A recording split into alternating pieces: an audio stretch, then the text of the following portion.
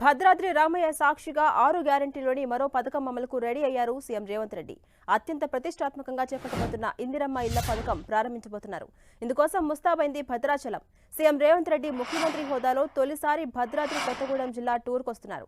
దక్షిణ అయోధ్యగా బాసిలెత్తిన భద్రాద్రి దివ్యక్షేత్రంలో సీతారాములను దర్శించుకుని ఇందిరమ్మ ఇళ్ల పథకాన్ని లాంఛనంగా ప్రారంభించబోతున్నారు రేవంత్ రెడ్డి.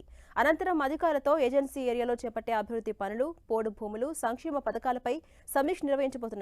అనంతరం మనుగూరులో జరిగే బహిరంగ సభకు హాజరై ఖమ్మం, మహబూబాబాద్ స్థానాల్లో లోక్సభ ఎన్నికల శంఖారావం పూరించబోతున్నారు. కాంగ్రెస్ శ్రేణులకు దిశానిర్దేశం చేయబోతున్నారు రేవంత్ రెడ్డి. ఇందిరమ్మ ఇళ్ల పథకం ప్రారంభోత్సవానికి భద్రాచలం వేదిక కాబోతుంది. మార్కెట్ యార్డు స్థలంలో సుమారు 5,000 మంది మహిళల సమక్షంలో ఈ పథకాన్ని సీఎం రేవంత్ రెడ్డి ప్రారంభించబోతున్నారు. పేదల సొంతింటి కలను సాకారం చేసేందుకు ఎన్నికల సమయంలో కాంగ్రెస్ పార్టీ హామీ ఇచ్చింది. స్థలం కలిగి ఉంటే ఇంటి నిర్మాణం కోసం లబ్ధిదారులకు సర్కార్ 5 లక్షల చొప్పున రాయితీ రూపంలో అందజేస్తుంది. ఈ పథకాన్ని రేవంత్ రెడ్డి ఇవాళ ప్రారంభించబోతున్నారు.